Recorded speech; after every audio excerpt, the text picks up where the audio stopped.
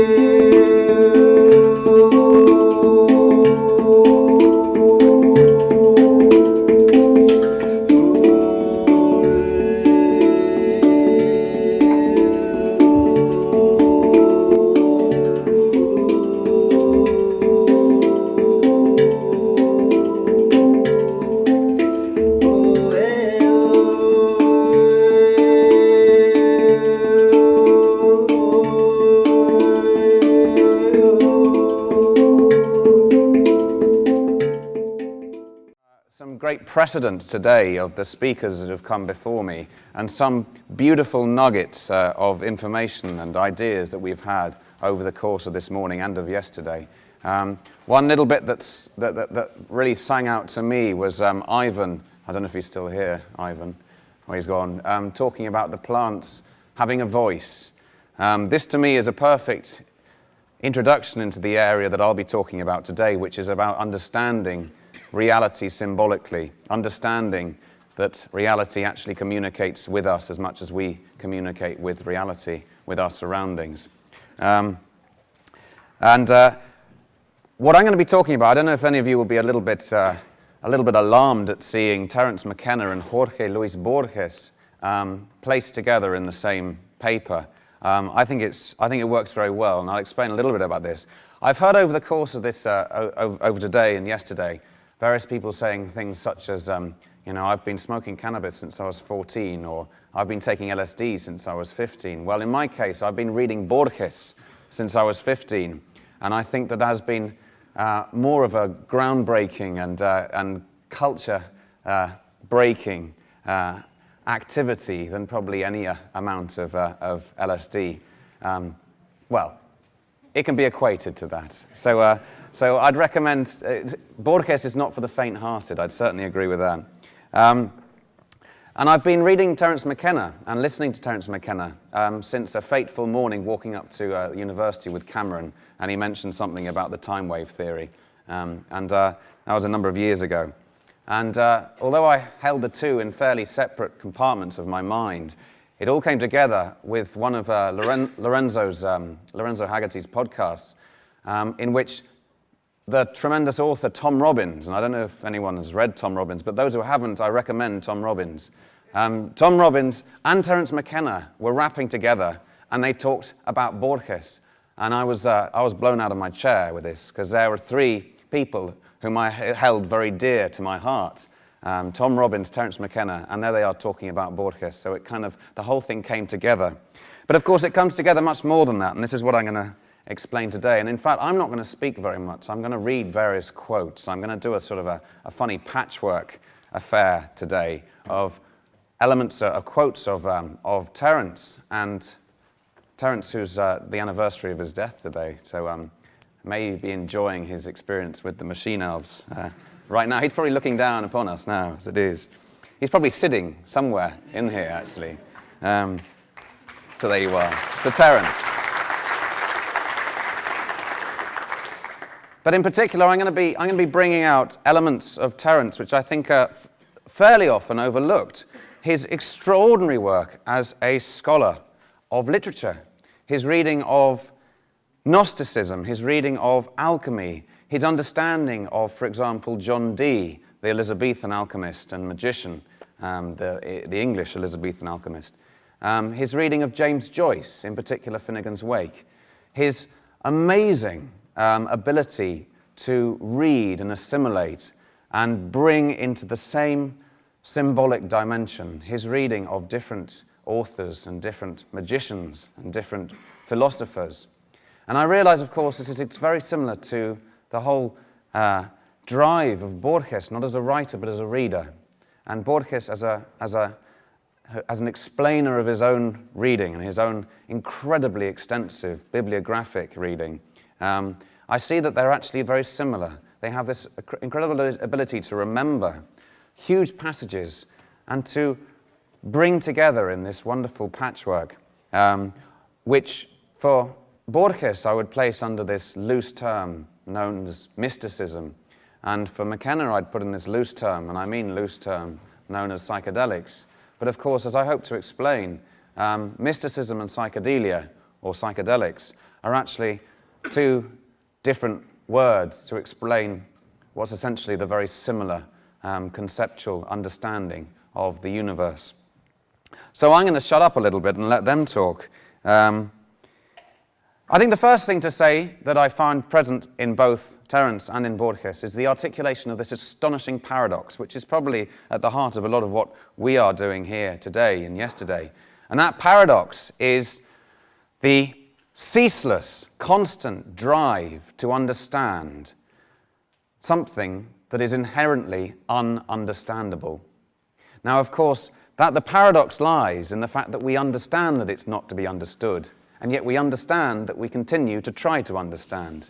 It's a beautiful paradox, because of course you are presented with the obvious situation of saying, well, if it's ineffable, if it's unexplainable, and if it's ununderstandable, then I may as well just give up and go and watch daytime telly. But of course we don't. That's why we're here today. And so when we come to the essential riddle of existence and the riddle of the universe, this extraordinary paradox of attempting to understand, knowing that the ultimate answer to the riddle of existence will never be answered. And I can read some quotes here. Like I said, I'll let them speak rather than me. Here's a quote from Borges. If life's meaning were explained to us, he said, in Spanish, but I'm reading in English, we probably wouldn't understand it. To think that a man can find it is absurd. We can live without understanding what the world is or who we are. The important things are the ethical instinct and the intellectual instinct, are they not? The intellectual instinct is the one that makes us search while knowing that we are never going to find the answer. And Terence, and I won't try and do his crazy elfin accent, Terence, here's a lovely quote from this podcast, and I don't know if he called it this or Lorenzo called it this, but it's called McNature, which I think is lovely. Living psychedelically, says Terence, is trying to live in an atmosphere of continuous unfolding of understanding, so that every day you know more and see into things with greater depth than you did before. What we get from this also is the understanding that the world is essentially a riddle. And there's a lovely little quote here I have from Borges when he was 80 years old, these series of interviews he did when he was 80. And he says, I think of the world as a riddle, he says. And the one beautiful thing about it is that it cannot be solved. But of course, I think the world needs riddles.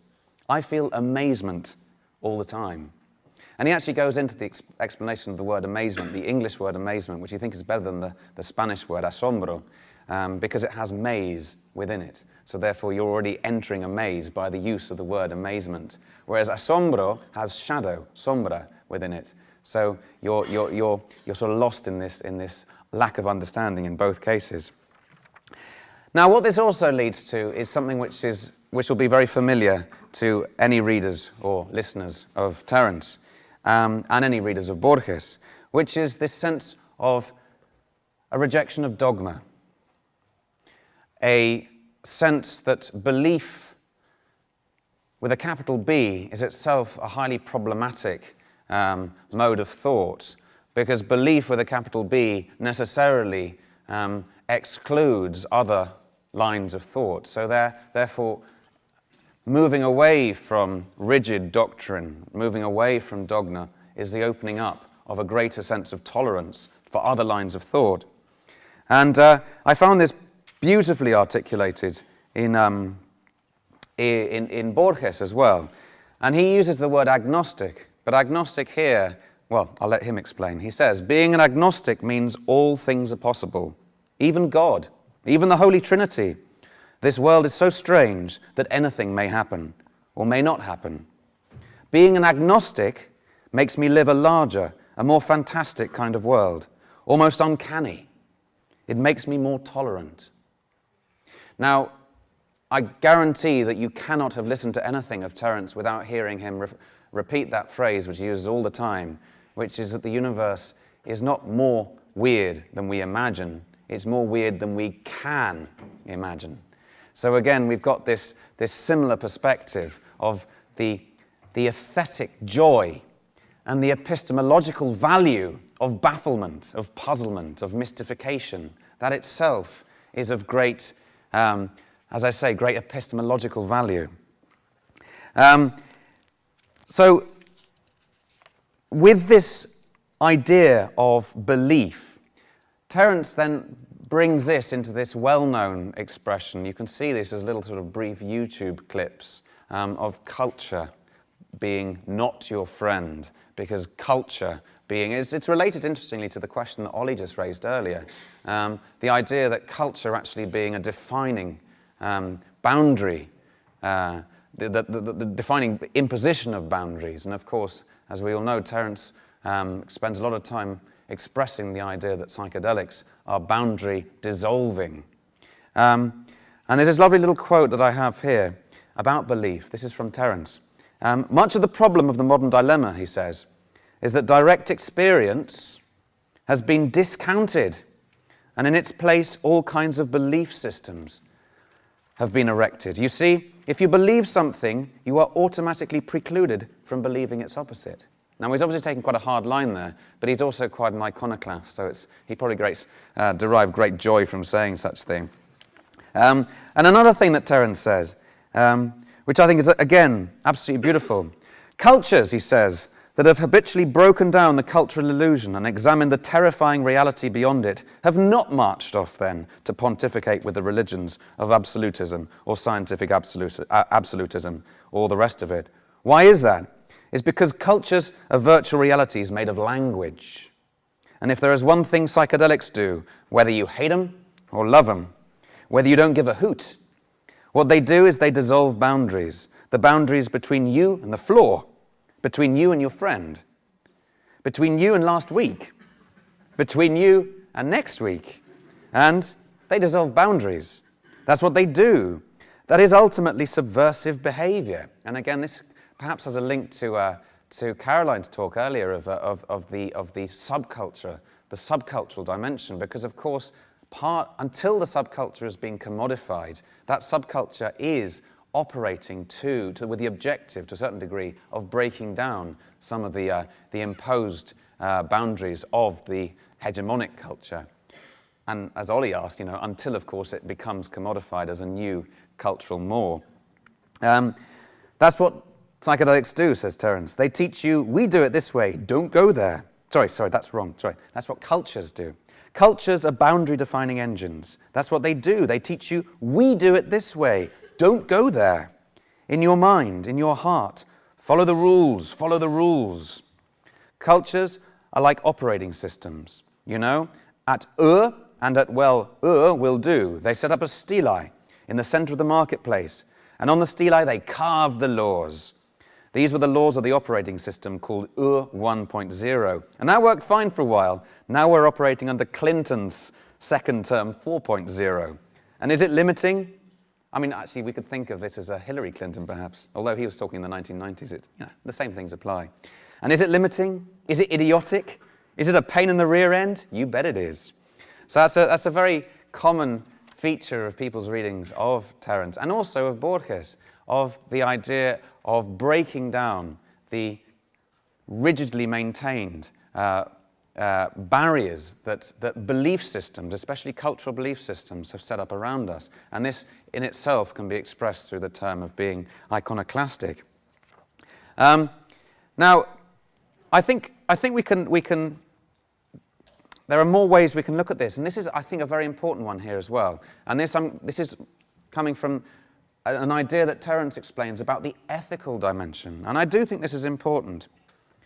If psychedelics don't secure a moral community, says Terence, then I don't see what the point of it is. Otherwise, we're just another cult. I mean, I think that's incredibly powerful words.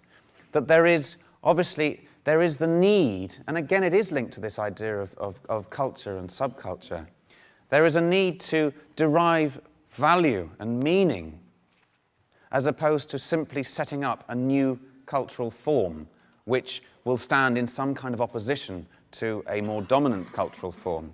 That's to say, there needs to be the expression of meaning and of understanding from the experience. And of course, as Terence was at great pains to explain, one's meaning derives not from one's faith in belief systems, but from the felt presence of immediate experience, from what you experience. Now here, I'll start to enter this symbolic world. Borges explains on many occasions that the experience of reading, the experience of dreaming, the experience of nightmare, the experience of imagination is as real as the experience of, for example, a tangible empirical activity. And indeed he says that he knew London far better from reading Chesterton than when he did when he went there. Well, as it was, he was blind when he went there, so that's hardly surprising. But in any respect, his experiences, as he says, of the dream world are of as great an importance in his whole cultural development and his whole personal development as his experience of any let's say, material engagement with reality. Indeed, he wouldn't even make this distinction between a material and an imaginal. The two are perfectly equated. And this is of great importance, and I think this is of great importance. This refers me back to a conversation I've had with Cameron before, which comes to the idea that if we look at medical and scientific explanations of psychedelic experiences, there might be, for example, an expression such as the effects of X last for between 5 and 7 hours, or between 3 and 5 hours, or between 7 and 8 minutes, or whatever it may be. Now, my feeling that perceiving the world on a more symbolic basis, we start to become in tune with the fact that the effects actually don't last just 5 to 8 hours, they actually last your lifetime, because they actually will help you change your perspective on how you relate with your surroundings. But it's more than that as well. It's also about how your surroundings relate with you. And here this brings up the whole issue of Jung and synchronicity, and how the relationship between psychedelic experiences and synchronicity are of great importance, and that we should be attuned to that. We should be attuned to the idea that within the psychedelic experience and beyond the psychedelic experience, and I wouldn't say out of, because that's what I'm arguing, that there isn't necessarily an out of, it is an understanding that events transpire within reality which are as meaningful to us as the dream world, for example, as the literature that we're reading, the books that we're reading. So there's a lot more I can say about this. There's much more I can say about this. I'm just trying to think about how to wrap this one up now. Essentially, the way to bring this together, is for me